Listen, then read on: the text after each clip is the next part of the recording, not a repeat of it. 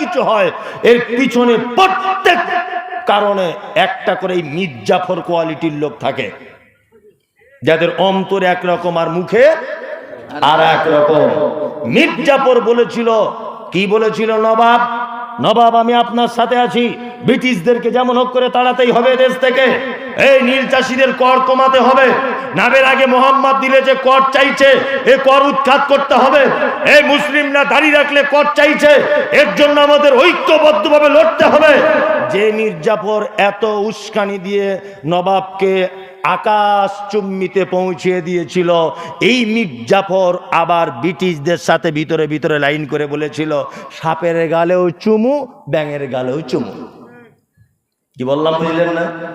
আগে আমি মনে মনে করেছিলাম, প্রথম যখন বক্তা হয়ে আমি দিনাজপুরের মাটিতে যখন আসি, তখন এই এলাকার প্রথম জলসা করেছিলাম আপনাদের ওই দিকটাতে, দুমোহনা না কোন দিকে, ফতেপুর বলে একটা জায়গা আছে, ফতেপুর, ওখানে এলাকায় আমি প্রথম বক্তব্য রেখেছিলাম আজ থেকে 4-5 বছর আগে।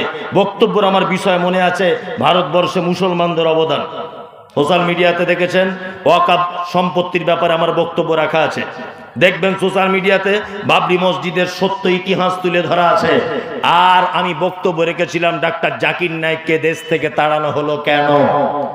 প্রথম ভেবেছিলাম যে ডাক্তার জাকির নায়েককে দেশ থেকে তাড়ানো হয়েছিল মনে হয় সরকারি কোনো চক্রান্তের কারণে, কিন্তু এখন আমি সমস্ত কিছু চিন্তা ভাবনা করে, সমস্ত কিছু গবেষণা করে, সোশ্যাল মিডিয়া বিভিন্ন জায়গা থেকে সঠিক সূত্রে জেনে আমি বুঝতে পেরেছি, ডাক্তার জাকির নায়েককে এই দেশ থেকে তাড়াবার জন্য অমিত শাহর যে অবদান নেই, নরেন্দ্র মোদীর যে অবদান নেই, দিলীপ ঘোষের যে অবদান নেই, সেই অবদান রয়েছে পাঞ্জাবিওয়ালা, টুপিওয়ালা, দাড়িওয়ালা, বড় পাগড়িওয়ালা কিছু নামধারী মুসলমানের, যারা বেদাত মাজারের সঙ্গে যুক্ত, তাবিজ কবজের সঙ্গে যুক্ত। এই সমস্ত নামধারী মুসলিমরা ডাক্তার জাকির নায়েককে দেশ থেকে তাড়াবার সব থেকে বড় চক্রান্ত করেছিল। কি বললাম বুঝলেন? সর্বপ্রথম পশ্চিম বাংলার মাটিতে ডাক্তার জাকির নায়েক কাফের, এই ফতোয়া দিয়েছিলেন দেওবন্দি একজন আলেম, আমি তার নাম বলবো না, তিনি একজন আলেম, বই পর্যন্ত লিখেছিলেন ডাক্তার জাকির নায়েক কাফের। কি বললাম বুঝলেন? ইস ঘর মে আগ লাগি হ্যায় ঘর হি কি চিরাগ সে, এই বাড়িতে আগুন লেগেছে, অন্য কেউ লাগাতে আসেনি, শ্যাম, রাম, চ্যাটার্জি, ব্যানার্জি, মুখোপাধ্যায়, চট্টোপাধ্যায় এরা লাগাতে আসেনি, লেগেছে কিছু নামধারী এই মুনাফিক মুসলমানদের কারণে। যত জায়গাতে ক্ষতি হয়েছে। কি বললাম বুঝলেন? লোকমান হাকিম, যে কথা বলতে বলতে আপনাদের এখানে এসেছি, এত দূর পর্যন্ত পৌঁছে গেলাম, আমি সেই লোকমান হাকিম তার বেটাকে কয়েকটা শিক্ষা দিচ্ছেন। একটু পানি আছে কি? দেন তো, দেন। গরম লাগবে না, ঠান্ডা দেন, গরম পানি খেলে তৃপ্তি হয় না, তাই না? বিসমিল্লাহ।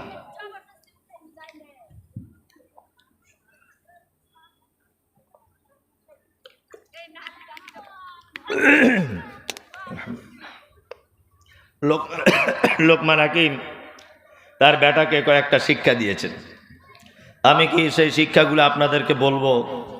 আপনারা বাড়িতে গিয়ে আপনার স্ত্রী, আপনার বেটা বেটিকে এই কথাগুলি বলে দেবেন ইনশাল্লাহ। কারা কারা বলবেন দায়িত্ব সহকারে? হাত তুলুন। দায়িত্ব সহকারে, বক্তব্যের সঙ্গে যেন মুনাফিকি না হয়, ইনশাল্লাহ বলে দেবো বাড়িতে, ইনশাল্লাহ, ইনশাল্লাহ। লোকমান হাকিম সর্বপ্রথম তার বেটাকে বলছেন কি, وَإِذْ قَالَ لُقْمَانُ لِابْنِهِ وَهُوَ يَعِظُهُ يَا بُنَيَّ لَا تُشْرِكْ بِاللَّهِ إِنَّ الشِّرْكَ لَظُلْمٌ عَظِيمٌ। লোকমান হাকিম আল্লাহ এর এই শিক্ষাটাকে এত পছন্দ করেছে যে আল্লাহ লোকমান হাকিম তার বেটাকে উপদেশ দিচ্ছে, সেই উপদেশটা কোরআন মাজিদে নোট করে দিয়ে বলেছেন, লোকমান হাকিম প্রথম উপদেশ দিচ্ছেন কি, বেটা তোমাকে মেরে ফেলুক, হত্যা করে দিক, তোমাকে জ্বালিয়ে দিক, পুড়িয়ে দিক, তুমি কখনো যেন আল্লাহর সাথে কাউকে শরীক করে দিবে না, তাই না? আচ্ছা, এইখানে একটা কথা আমি বলবো, আর একটা ভিন্ন কথা। এই কথাতে আপনাদের সঙ্গে আমার একমত নাও হতে পারে, অনেক আলেমদের সঙ্গে নাও হতে পারে। এক, পবিত্র আল কোরআনে এসেছে ওয়াতাসিমু বিহাবলিল্লাহি জামিআন ওয়ালা তাফাররাকু, তাই না?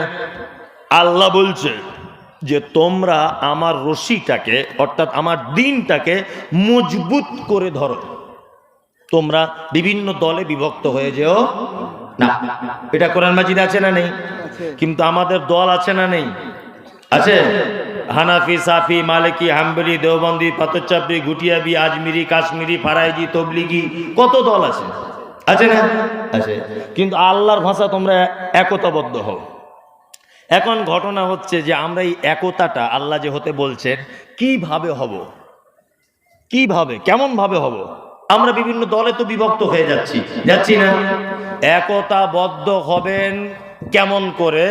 একতাবদ্ধ হবেন কেমন করে? একতাবদ্ধ হবেন কার সাথে? যারা তৌহিদের পক্ষে তাদের সাথে একতাবদ্ধ হতে হবে। যারা তৌহিদের বিপক্ষে তাদেরকে আমি মুমতাজুল ইসলাম মুসলিম বলে মনে করি না। যারা তৌহিদের পক্ষে তারা মুসলিম, যারা তৌহিদের বিপক্ষে এরা মুসলিম নয়, এরা নামধারী, খাতা কলমে মুসলিম হতে পারে কিন্তু আল্লাহর দরবারে তারা মুসলিম নয়। এই যে আল্লাহ তৌহিদ এক, আল্লাহকে এক, সমস্ত ব্যাপারের ক্ষমতা কার? আল্লাহ, তাই না? আল্লাহ ছাড়া অন্য কারো আর ক্ষমতা কিছু আছে? নাই তো। পৃথিবীর কিছু মানুষ আছে না যারা আল্লাহকে বাদ দিয়ে অন্য জনারও ক্ষমতা আছে বলে মনে করে, তাই না? এরা কি খাতা কলমে মুসলিম, আল্লাহর দরবারে মুসলিম নয়। এই যে ওয়াতাসিমু বিহাবলিল্লাহি জামিআন ওয়ালা তাফাররাকু, অবশ্যই একতাবদ্ধ হতে হবে তৌহিদের মানদণ্ডে। তৌহিদের পক্ষে যারা তাদের সঙ্গে আমরা একতাবদ্ধভাবে থাকব। কিন্তু যারা মাজার পূজারি, ঢোল বাজায়, গাঁজা খায়, মাজারে গিয়ে বসে থাকে, 12 হাত পাগড়ি পরে হু হু হু, এদের সাথে আমরা একদল হতে যাব? একদমই। ওরা কিসের মুসলিম? হ্যাঁ, বলছে অমুক মাঝহাব, অমুক মাঝহাব, অমুক জন, অমুক জন। আরে অমুক মাঝহাব মানে সব যদি তোমার পীর সাহেব করবে তা হযরত মুহাম্মদ সাল্লাল্লাহু আলাইহি সাল্লামকে কি করতে পাঠানো হয়েছিল পৃথিবীতে? হ্যাঁ, আল্লাহ নবী সাল্লাল্লাহু আলাইহি ওয়াসাল্লাম কি বলছে না বলছে এটা দেখার নাই। ওদের দেখার হচ্ছে ইমাম আবু হানিফা কি বলেছে, আমার বড় পীর কি বলেছে, আমার ছোট পীর কি বলেছে, আমার মেজো পীর কি বলেছে। তোমার পীরের চামড়া তুলে দিব, পাছার চামড়া, বিয়াদব কোথাকারে।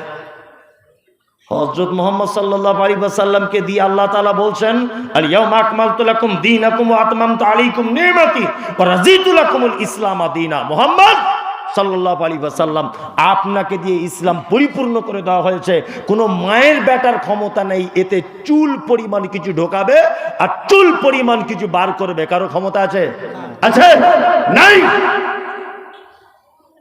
কিন্তু এই বলছে মুহাম্মদ সাল্লাল্লাহু আলাইহি ওয়াসাল্লাম বলুক না বলুক, ইমাম আবু হানিফা তো বলেছে। আর গাধা তো দেখেছি সাংঘাতিক ইন্টারন্যাশনাল গাধা। বক্তব্য দিতে এসেছে 4 বার নবীজির নাম বল, 10 বার নবীর নামটা বল কোনো কারণে। ও নবীর নাম যত বলছে তার থেকে বেশি বলছে বড় হুজুর, বড় পীর, আলা হজরত। এখন আবার একটা ভণ্ডরা বার হয়েছে আলা হজরত, আলা হজরত পার্টি। এই ঝাড়খণ্ডের দিকে একটা বার হয়েছে বড় পাগড়ি পরে। ও দেখবেন প্রত্যেক ভিডিওতে মুমতাজুল ইসলাম আর মুমতাজুল ইসলাম, তাই না? এ আর এক গাঁজাখোর, ও বলছে মুমতাজুল ইসলাম বলেছে মাজার ভেঙে দিতে হবে, আমরা মাজার তৈরি করার পক্ষে। আমি বলছি তোর বইয়েরও মাজার কর আর তোরও কর, তোর বাপেরও কর, তাতে কি আছে? তো শাশুড়িরও মাজার কর, কোনো আমাদের দরকার নেই তো দেখার। আমরা দেখতে গেছি না তোর ব্যাপারে আমরা হিসাব করি না ভাবি? তোর কথা মুখে আনলে অজু ভেঙে যাবে।